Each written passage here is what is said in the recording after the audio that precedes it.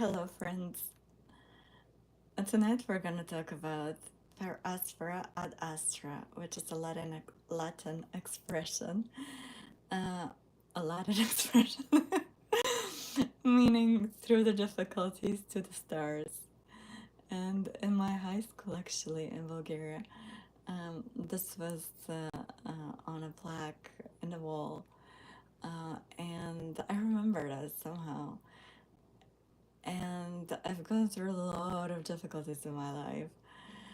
Uh, and now it makes so much more sense because while you're in them, everything is hard and dark, and you're afraid, and you feel like nothing is ever going to change, and you can despair.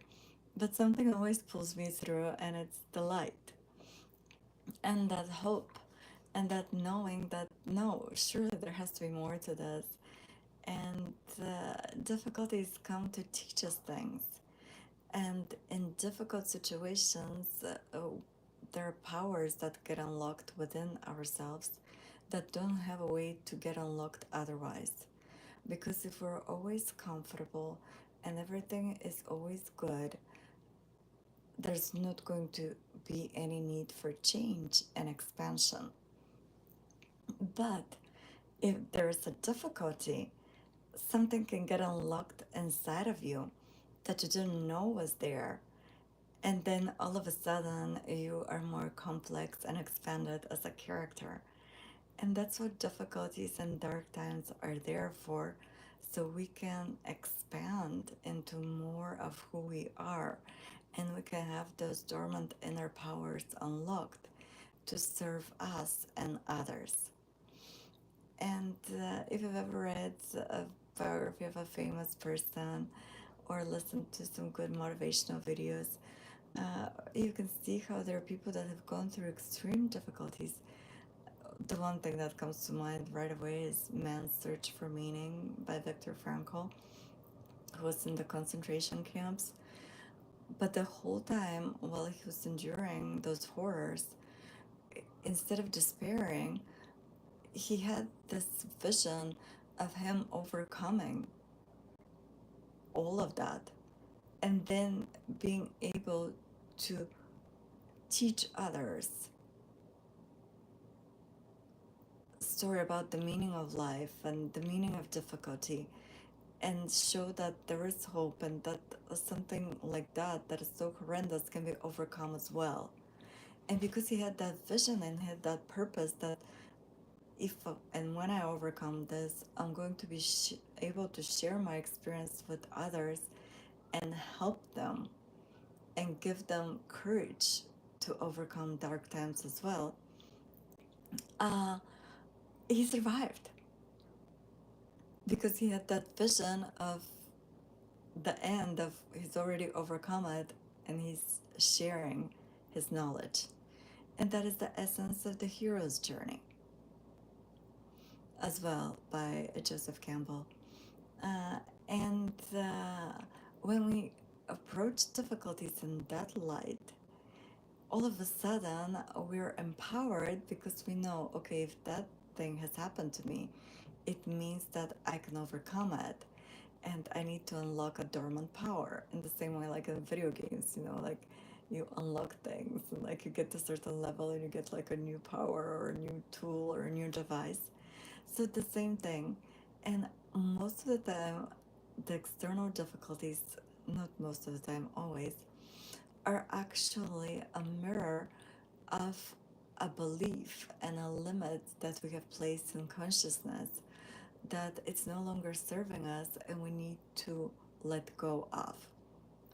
But because just now we're understanding more about consciousness and the power of inner work, uh, before it's always been more of a struggle in a sense. But again, because of those things, it has gotten a lot of people to look inside themselves and to understand more about consciousness and how our reality on the outside is a mirror of our reality within. So again, when we know that, it becomes even more interesting because we can see that every external situation that is limiting and difficult in some way is a manifestation of some internal belief and pattern that we have inherited, that is no longer serving us, and it's creating that difficulty. And then we can go straight in consciousness and resolve it, and also go in the end of the difficulty being resolved and bypass, and not bypass actually, but actually like jump over, overcome the whole thing altogether. So it's very interesting work. And when you know how it works, let's say, for example, it could be little things. You meet a person that is annoying all the time, and they're passive aggressive, and you feel like something is off, but you're always polite with them just because they've been a friend for a while, or you feel like you're a nice person and you have to be nice to everybody. And at one point, when you finally get sick of that situation, you can face it and be like, why do I allow this person to influence my mood every time? What am I holding on to? And then you can unpack it and realize that you're holding on to this image of a nice guy or a nice girl. And because of that, you feel that you need to be nice to that person, even if they're not nice to you, even if your intuition is saying this person is not really a friend and doesn't have the best of intentions. So if you're able to see it for what it is, you can decide, you know what, I'm gonna break the pattern and let go of this image of being a nice person, because I want to be a true person, a real person. And it's important to me to be surrounded by real people, who are not passive aggressive, who are not like looking to constantly like jab me and put me down in a sly, sneaky way. And you can decide that you're gonna distance yourself from that person. And even if they act surprised, like what happened and blah blah blah, you can just say, you know what, I just don't feel good around you anymore. And that's enough of a reason. And it's okay if they vilify you, if they paint you as the bad guy. Um, but you're gonna feel so much better because you are true to your feelings. And that's something that we have not been taught so much. But that's why the feminine is rising, because we're realizing that we need to be true to our heart and soul and intuition. And this is how we change the world as well, by changing ourselves and really doing what's right for us and following our heart and soul and choosing authenticity in front of everything and facing those difficulties and learning to say no and set clear boundaries and learning to look for resolutions within and trust our feeling and trust our intuition. And the more of us do that, the more the whole energy of the planet and society is shifting. Because when one person decides, I'm not going to put up with disrespect, I'm going to love myself, I'm not going to count on external validation, I'm not going to people please anymore, I'm going to speak my truth. And if that rubs people the wrong way, good. And if somebody has a bad behavior or is emotionally mature and projecting their unresolved emotions on me, I'm going to confront them peacefully and calmly and say, hey, I deserve to be treated better than this. Either adjust your behavior or there's no room for you in my life. And then that person has a choice, but you've made your own.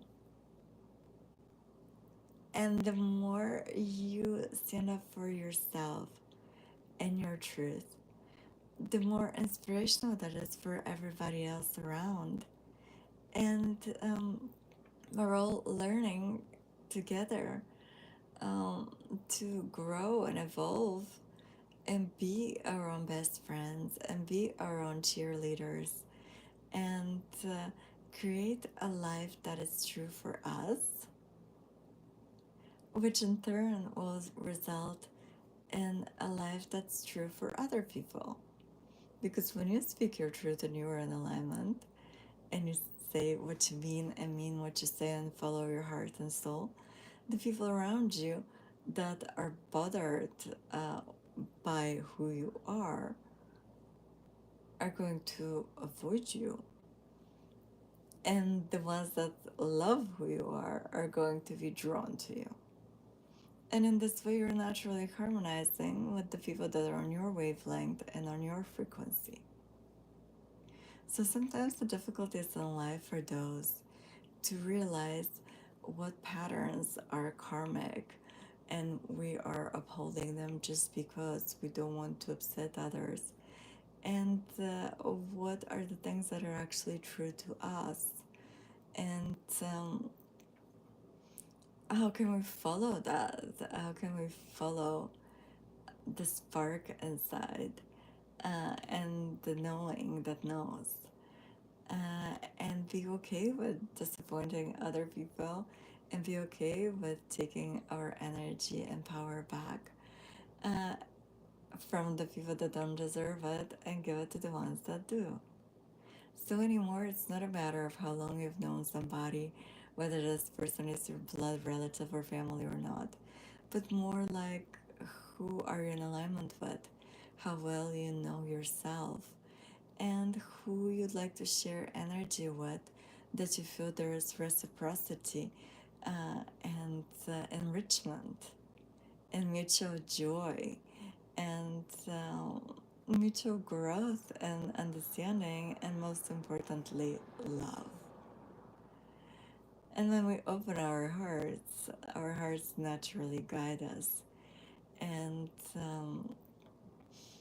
the more of us do that, the more the whole world is elevating, and we're creating new possibilities and new opportunities, and expanding and realizing, wait a minute, if this situation is not working anymore, I don't have to stay here. I can go and venture into the unknown, and I can create what my heart desires, because it's actually already been created. I just need to align with it vibrationally.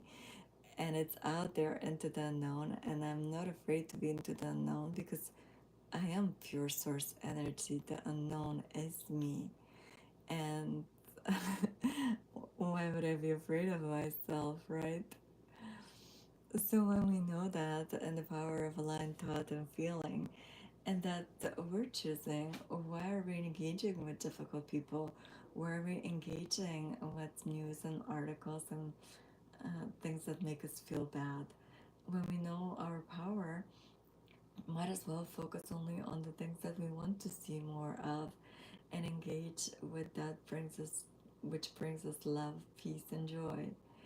And naturally, we'll encounter things that we don't like that much. But when we recognize that they're serving as the contrast that propels us to more expansion, the moment that we realize, oh, no, definitely not this, that, oh, yes, definitely this is born. And if we immediately shift the attention, we have instant manifestation. What a wonderful time to be alive.